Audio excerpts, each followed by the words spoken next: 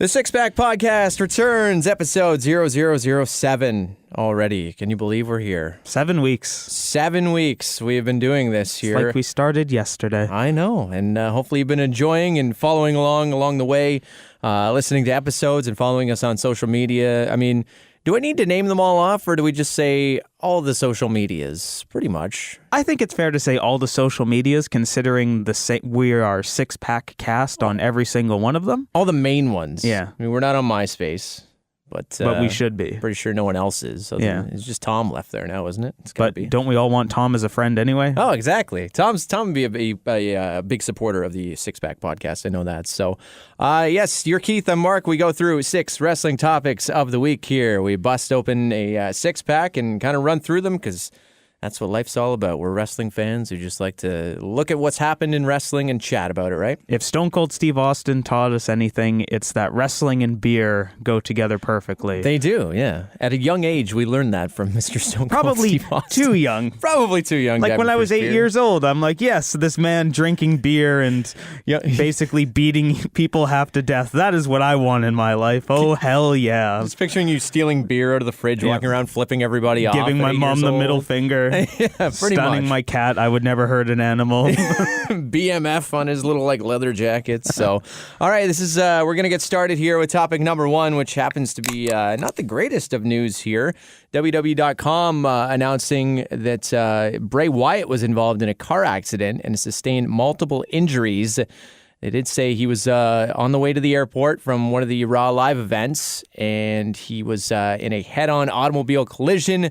Left his car totaled. Sounded pretty serious. He was treated missed for some, Raw because of it. Yeah, treated for some serious injuries at the Tampa General Hospital. He has since been released. And then now we're kind of seeing a little bit more trickle out about this story, too. First of all, Matt Hardy did tweet because Matt Hardy was kind of going solo. Like you said, he missed Raw. Matt Hardy tweeted, "Enough." And then Bray Wyatt did tweet back saying, basically kind of reassuring him that he won't be long. He's going to be back. So that's good news. Good news. Sounds like it's not a major injury or anything. TMZ, though, releasing this article here saying... Doing what TMZ does best. Yeah, really. Digging up the dirt on the Bray Wyatt car accident because WWE.com kind of made it sound like, he was involved in this. And TMZ, the story comes out that it sounds like it might have been Bray Wyatt's fault here. Wasn't paying attention. Changes things dramatically. No, yeah, he wasn't paying attention. He smashed the car in front of him, and then that caused that driver to veer off into traffic, and not good. Not good. Not at all. He got a careless driving charge as well for this, so that doesn't look good. And whenever something comes out that, the WWE can't really sweep under the rug, then... Yeah, it goes back, and if you read that article, it seems like they are trying to do exactly that and sweep it under the rug, and that's not a good thing. It doesn't paint Bray Wyatt in a good light, especially when he's sending out tweets saying like, I'll get through this. Yeah, well, the one moment he mentioned in the, I guess it was after his hospital release, one of his quotes was... "I'm going to live through it because I can't die." Like, it sounds like he's cutting a promo there. It does. Like, that's a Bray Wyatt promo. If you caused that accident, though, kind of a shitty thing to say. Yeah, really. Especially, we hope everyone else involved Yeah, how's everybody else doing? Okay, hopefully. My question is, where does it go from here? He is the current Raw Tag Team title holder. Do they just rip it off of them quickly? It's tough to say, especially if some negative press is going to be coming out about Bray Wyatt. I would assume that they're just going to rip it off them, and then maybe the Deleter of Worlds goes into like the tag team slump that the rest of the division's in. Well, this is what I was wondering. Where are they going to go from here? Obviously, those two superstars didn't really have much momentum, but we've talked about before. You put them together. I think you mentioned like kind of leaning on each other and at least doing something here. They've been great, the Deleter of Worlds, so far. But then if this momentum just gets... I was going to use like a head-on collision metaphor here, but maybe not good. But Cue Mick Foley's theme, right? Yeah, exactly. But, if you look at the other side of the coin, though, maybe nothing happens because Jeff Hardy did a lot worse recently, and he's still United States champion, so maybe they just kind of move on. I think he won that after the DUI and everything, too, didn't he? Right? Like, he was awarded the title after that, so that's a good point. You never know. Unless, the WWE is just favoring one Hardy over the other. There's a chance. There's a long history of that. That could be. So moving on to some lighter news, kind of also got swept under the rug this week. We got a hell of a match announcement for Extreme Rules. I think it was officially announced in like a offhanded comment in a Seth Rollins promo, but we're getting Seth Rollins versus Dolph Ziggler in a 30-minute Iron Man match at Extreme Rules, and these guys have been having incredible matches lately. So good. Well, I'm excited for this. I mean, if there's anybody that's going to do an Iron Man match, I feel those are two of the top picks guys in the company that you want to do it. I mean, workhorses, great cardio, always have great matches. My one, not concern, I guess, but my one little bit of disappointment in this one is that it's not a 60-minute Iron Man match. We haven't seen one of those, and I did some research. When do you think the last one was? The last 60-minute Iron Man match. I'm going to guess Brock Lesnar, Kurt Angle from SmackDown. There have been two since that. Really? So my one my thought on what it would have been, I was thinking the Chris Benoit Triple H one, which was right around that time too. Yeah. Was that before or after? I think it was slightly after. We'll double check that, but I think it was slightly after. Who needs fact checking on a podcast? If you remember the classic of bragging rights 2009, John Cena versus Randy Orton. Oh, God. 60-minute Iron Man match. Totally forgot about that one. That was 8 years ago. Probably for good reason. Yeah, almost 9 years ago. So that would be the last one. I just think if there's any two guys that can do this, I mean, it's fresh again. We haven't seen that in a long time. I feel it maybe needs a little bit more of a build if they were going to get to a 60-man, or I keep saying 60-minute Iron Man match. But I just think those two could pull it off. Oh, 100%. And maybe it does lead to that. Maybe they kill it in 30 minutes. Maybe they're tied or whatever, and then this leads to a 60. Mm-hmm. I'm still waiting to see what breaks with Drew McIntyre here, though. God. I mean, he's just kind of there, and which I have no problem with. Obviously, they are going to do something with him here eventually, but like, does something happen during this? Does it just get drawn out a little longer? Maybe, but whatever it is, I cannot wait for it. I had a moment this week. I kind of need to go into gush mode for a minute about Drew McIntyre.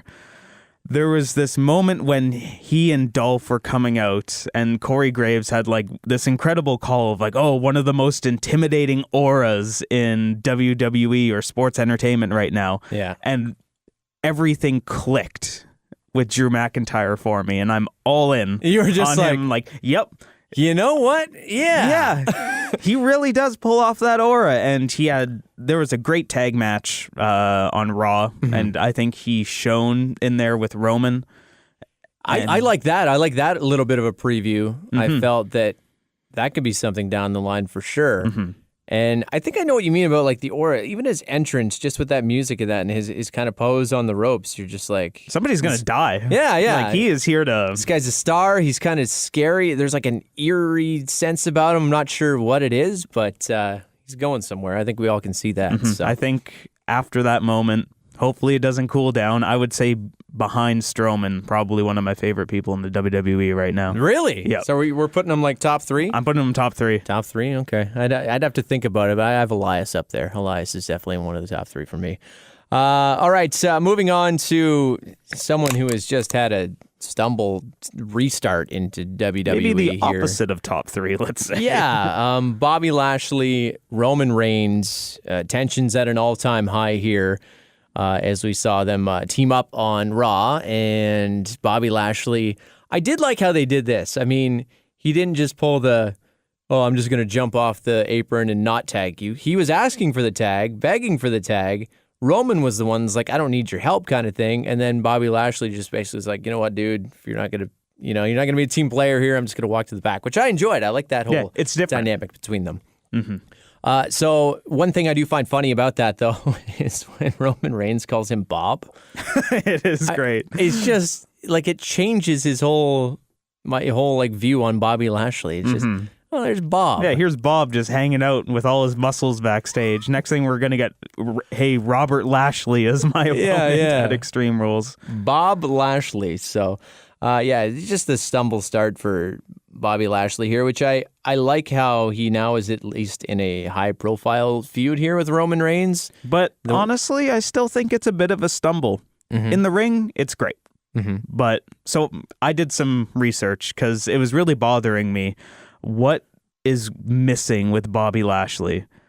Why is he not this aura that he was like in TNA? Because if you watch when he comes out, like his entrance and everything, and you see this dude come out, like someone just flipping through the channels, think of someone who doesn't even watch wrestling or anything. That is a mountain of a man. Yeah, you watch that, you're like, holy fuck, who is this guy? So here's the difference. Figured it out. In TNA, he didn't get a microphone. Cut down the time of on the where microphone. It all falls apart for old Bob. Old Bob there. Because even when he's cutting these promos on Roman, like, oh, if I was here for the last 10 years, you wouldn't be anything. Like, okay, Bob, you've said that 10 times already in the last 3 weeks. We get it. Thanks, Bob. There's your 1 point. Yeah. So maybe Bob should no longer have a microphone. Well, see, he was getting better in TNA, but maybe it was just limited time on the mic or something. Maybe it was just quick bursts or something that he was doing okay with. But one other thing I wanted to bring up is why do people... I mean, I think it's just so far gone now, but like the booing of Reigns, I mean, it's been talked about for years and years already, but I don't really understand the reasoning most people were booing before was because, oh, well, he's just the chosen guy. He gets pushed and he gets everything. I mean, look at some of his feuds lately. I mean, he's been back down to the U.S. title level. He feuded with Jinder Mahal. Now he's on with Bobby Lashley. Like, it's not like he's not main eventing every single pay-per-view. It's been over a year since he's Universal Champion. Like, I don't get it. He's basically gone full Cena in the way that it was cool to boo him while he was the guy getting everything. Yeah. And now we're at the point where it's not cool to boo him, but everybody thinks it's cool to boo him, so they still do it. The same way that they did with John Cena. Like, you can't discount Roman in the ring. I've said it forever that Roman Reigns is wonderful in the ring, way better than John Cena was when he was Super Cena. And there's really no reason to boo Roman anymore except this, because they haven't really made him the guy after that one attempt, which was years ago at this point. Yeah. He hasn't really been the top guy. Yes, he's always hovering around that level. He's main evented WrestleMania how many times? But if you look at the full 12-month calendar of the wrestling year, it's not just the Roman Reigns show. It becomes the Roman Reigns show around then.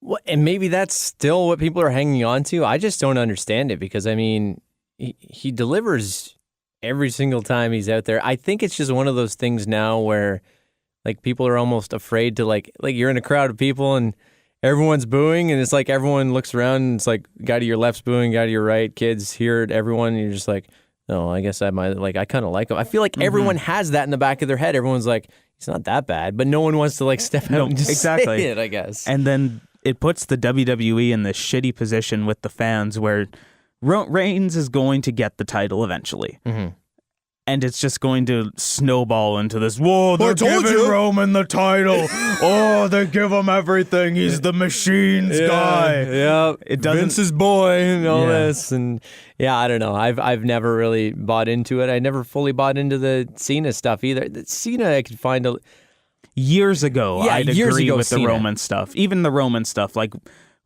leading into WrestleMania 31 with when Seth Rollins cashed in, like when they were at the point where they were changing his eye color, giving him contacts so he'd have like blue eyes, and when he was I like that. When he was cutting those tater tot promos and stuff, like that was really bad shit. Tater tot, sucker and succotash, I'll give you that. Those are fucking terrible. But I don't know. I don't know where the switch flipped either, because I mean, remember how cool everyone thought the Shield was? Yeah, they were just the greatest, and then all there of a sudden, even a point where it was the Royal Rumble before Roman won, where he got the most elimination, like 12 guys or whatever. And people are like, "Yep, Roman's going to be the guy. We're all in on this. Can't wait." And then a year later, they were booing him in the same ring as The Rock. Yeah. It was a weird switch. I still love that moment of The Rock. Just like what? Why the fuck am I here? What's this sound that these people are making? He did like almost the people's eyebrow, but just more of a confused, like, what is happening type of thing. So anyways, we'll see where Roman and Roman and Bob go. I actually have a feeling the match will be fairly decent at Extreme Rules. So not a clash of styles at all. No. Unlike another match that happened on SmackDown this week. Oh boy. A battle of the sexes. Yeah, so James Ellsworth and Asuka. James Ellsworth making his return, obviously, a couple weeks ago to back Carmella, the women's champion. Now, cutting these whole men are better than women. This whole storyline, men are stronger, men have bigger brains and everything.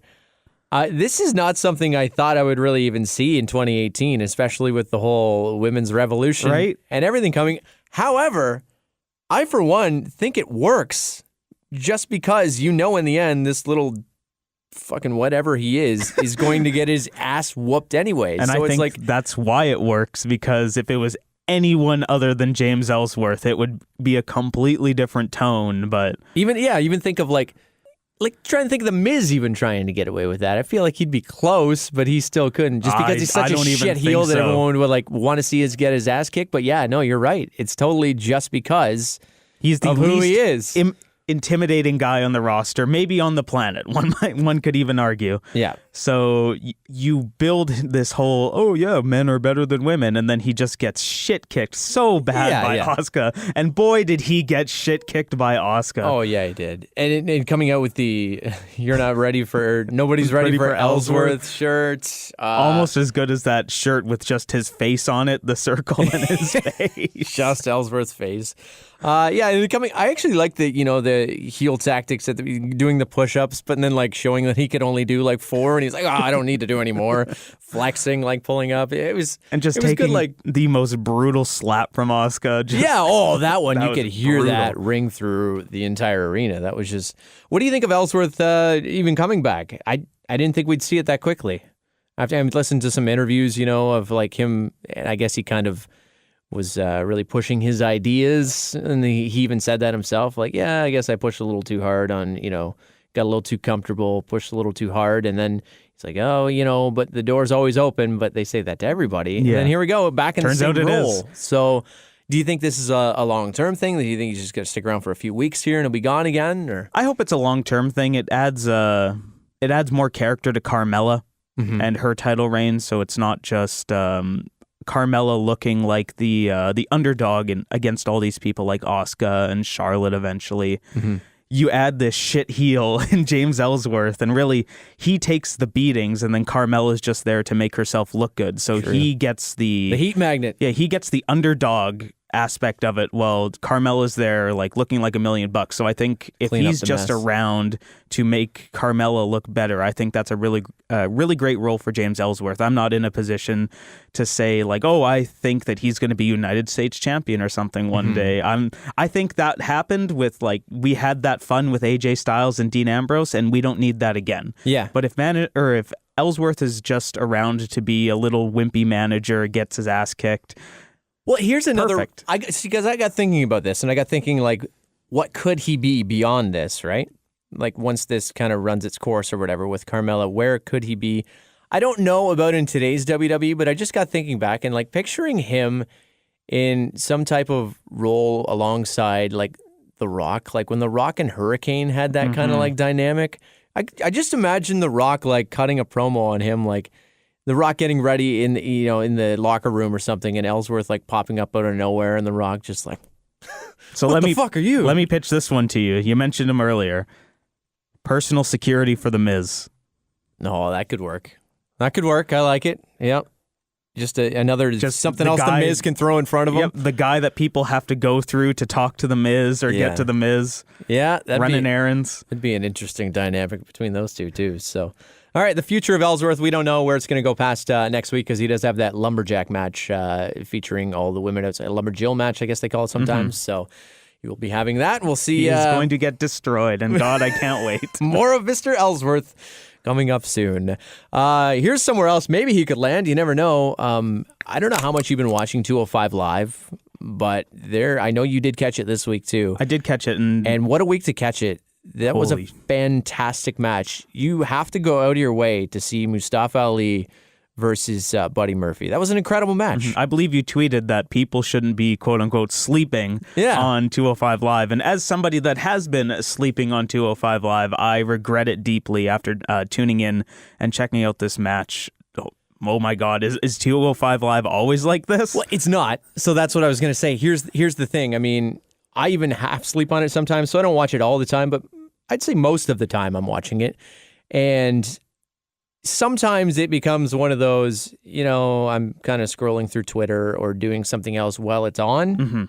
type of thing. But once in a while, you get some feuds going on in there that really work. And that one last night, I mean, I wasn't really overly excited for the match, but I was kind of half paying attention again. It did not take me long to just put my phone down and start watching it because that match I was in the exact awesome. same position where I was just like, oh, okay, I'm still working on some things on the computer. I'll watch 205 Live. Why not? Yeah. By the end of the match, I was completely glued to it. I've stopped what I was doing. Right? Well, it wasn't just an awesome match for 205 Live. Like that was just awesome a match, solid, period. Awesome match. I mean, there was some cool, innovative high spots. I mean, the superplex off the top of the stairs, the way the stairs were like stood up, and the Spanish fly off the barricade through the announce table. I mean, they just kept going. A lot of near falls, and it was solid. I think my only problem with 205 Live is, to me, it just seems like there's only like 8 guys. Like I know there's more if you went through and actually counted them, but like it always seems like, okay, so we've had this feud and this feud, and then we'll switch, and those two will take on those two. So it's always just the same kind of 8 guys, which are solid people. I mean, Brian Kendrick in there, and Mustafa Ali, I think, has really emerged over the past 6 months, because he was kind of a background player when 205 got started, and now he's one of the featured guys. So let me ask you, is 205 Live kind of the new NXT? In the way that it feels like, that golden period of NXT where it was just great match after great match. Not a lot of character building, but it's just matches. Is it like that these days? I don't know if I'd put it there. I think they were getting there, before, we had the Rich Swann thing happen, and they kind of lost a couple of guys there. I think, and Drew Gulak's character was fantastic there for a while, and then kind of tweaked his character and switched him up a bit, which I'm not sure, because I thought he was really going down the path of becoming like a funny heel too, like still serious enough. Oh, he's not doing that anymore? No, he's not doing that as much. No. Like now he's kind of like, that's a bummer. You see him in the back, and he's kind of got he kind of looks like Rocky, like he's got like the boxing robe on and stuff. And Weird. I'm like, oh, come on, you were kind of funny as like the goofy guy that was running for. I enjoyed his PowerPoint presentations. Exactly. So he needs to get back into that a little bit more. But I was going to ask that. What do you think superstars would rather be in? Because there's been some crossover. NXT or 205 Live? That's a tough one. I guess, I don't know, 205 Live, at least it used to, when I watched it every week, it almost felt like a prison sentence for people under 205 pounds in the way that, you are just going to be on this network show is as high as you're going to go. And then every now and then you get a cruiserweight match on Raw or SmackDown, which I don't even think they do anymore. It never seems to really happen. Since Enzo was champion, they kind of stopped.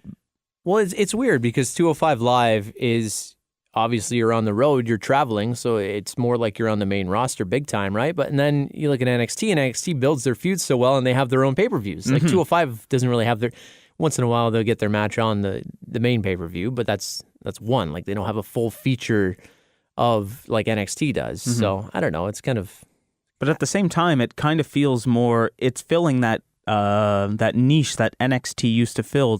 As it got bigger and bigger, it stopped doing, where this is the thing that not everybody knows about. It's the thing on the network that everybody loves. You're going to see great matches all the time. Yeah. At least more often than not.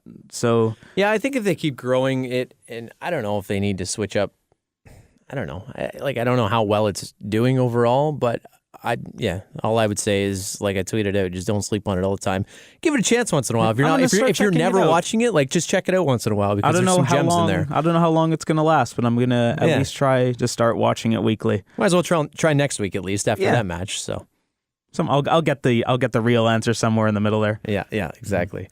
All right. So here's the time. The return of my favorite part of this show, our turd, and do we get a turd this week? What a turd it was. And like I was really hoping that the turd would not involve Constable Corbin this quickly. But they barreled right into Constable Corbin here. But here we are. Here we are. Man, what a terrible, terrible back and forth between Finn Balor and Constable Corbin this week on Raw. It's one of those segments I don't know for sure. And I can't say with any confidence, but I will put every dollar I own that Vince McMahon wrote that promo, because it just oozed of that terrible, You got fired from TGI Fridays. Oh, here's the comment about your stupid haircut. Rah, rah, rah. Here's what I hated about the TGI Fridays line, because last week I actually thought that was kind of funny for a second because he mentioned it in their little back and forth with Kurt Angle. And then to bring it up again, it's like, okay, you just made the same joke. We're hitting sucker and succotash levels, folks. Don't care. And then there were a couple words. Listen, you little twerp. Yep. Like, that was Constable Corbin to Finn Balor. Like, he's in... Can't hear it as, listen, you little twerp. Like, he's the fucking villain in a 1983 movie. Like, no. And then there was... Corbin said something to Balor as well, which I can't remember exactly what he said, but it was... No, he was yelling about being Vince McMahon's stooge. Yeah, and just the way he hit stooge. Like, oh, that was supposed to be your big moment, and it was more of an eye roll than a... It was not good. So I did want to bring up this, though, because this is a little bit of redemption for the shit topic of the week, because I thought their back and forth on Twitter was a little bit better.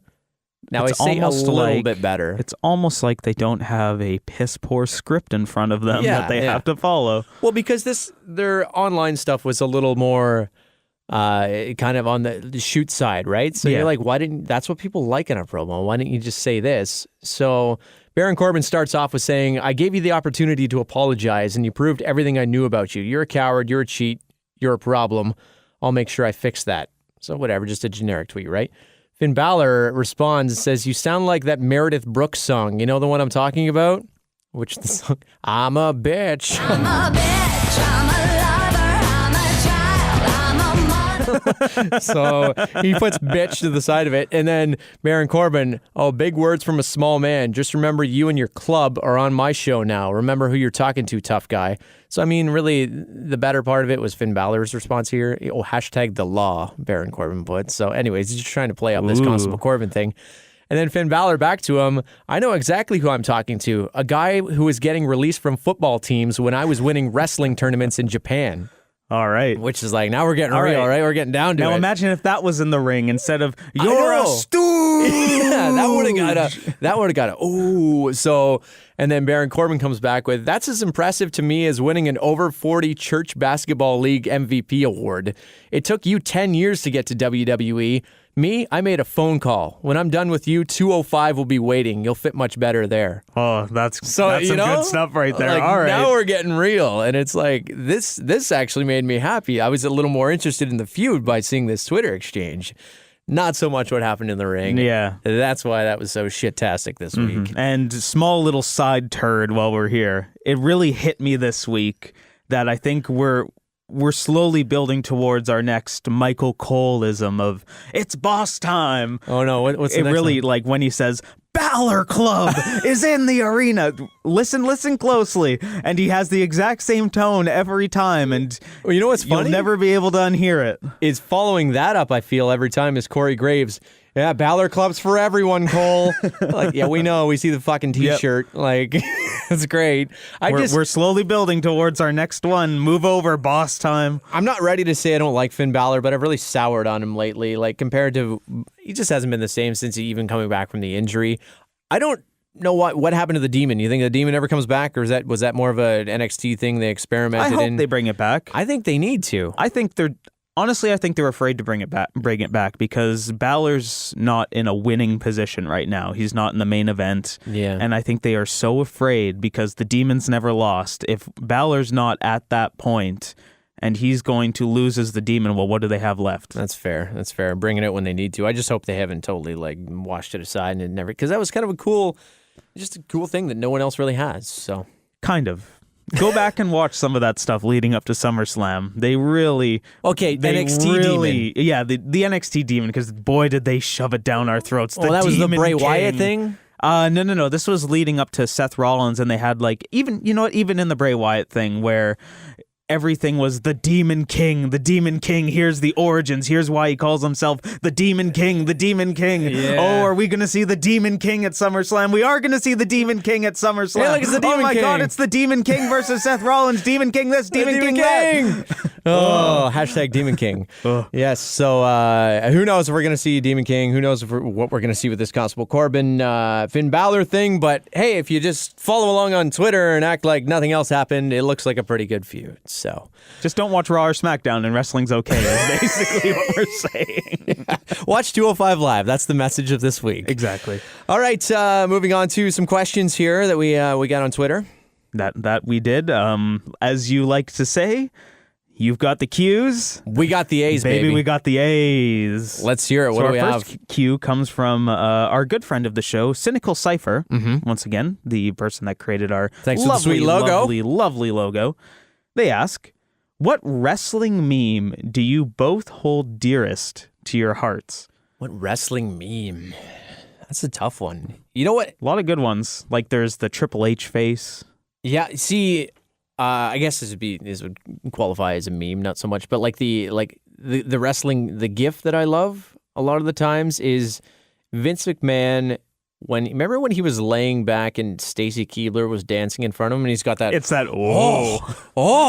and I love when people take that. And then they put in between instead of Stacy, like they'll put like Roman Reigns like oiling his arms up, and then it'll be like, Have you seen the one that it's like Vince McMahon and then it's Vince McMahon on the stage during his World Bodybuilding Foundation, watching his own self? So he's like flexing and he's going like, that'd be my favorite because I good. love that. Yeah, whenever people play around with that one and make it fun. My personal favorite is whenever something happens outside of wrestling, like a hard football tackle or whatever. Yes. And then they add the, good God Almighty, as God is my witness, he's been broken in half. And when the impact happens, they even throw in like the crunch from the Mankind table. That's the best. Oh, I feel like those come out every few months too. Yeah, which is RK Out of fantastic. Nowhere is another good one. Yeah, those are some real crossover things that like some people don't even know what that's actually from. But Least favorite, I would have to say the John Cena one. I think it's worn out its welcome. Which one's that? And his name is John Cena. Oh, yeah. The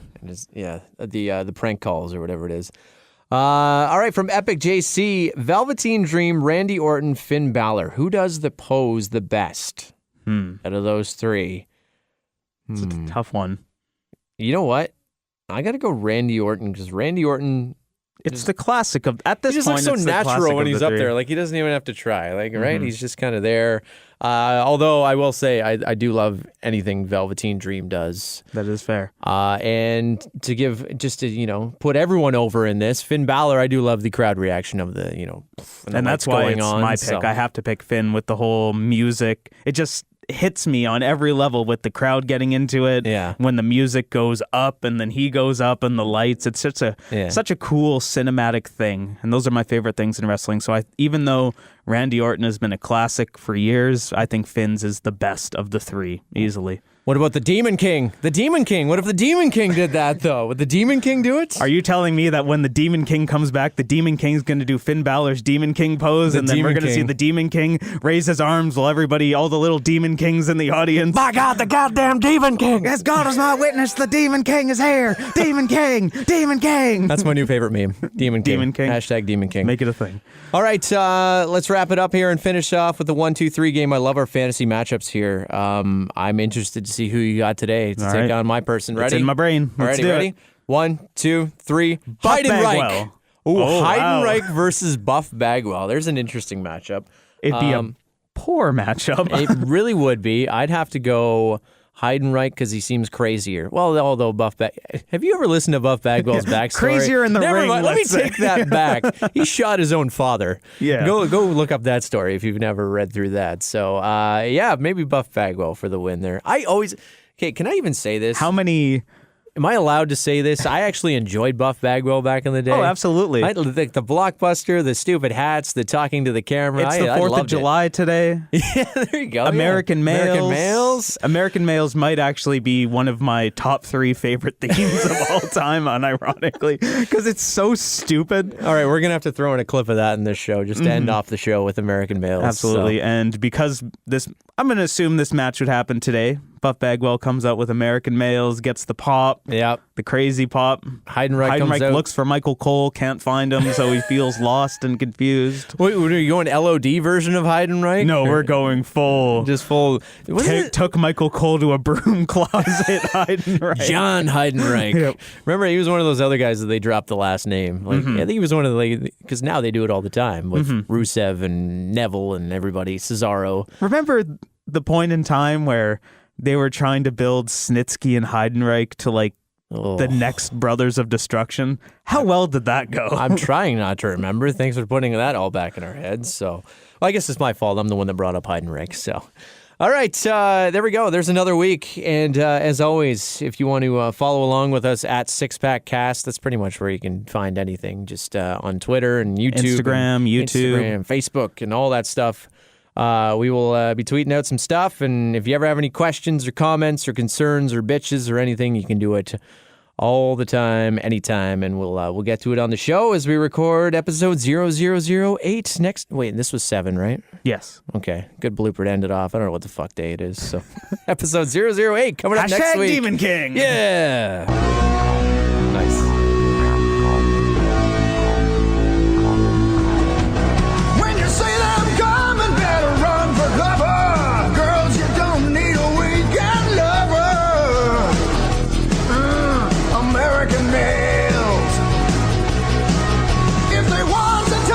You better not listen. You might wind up in critical condition. American male.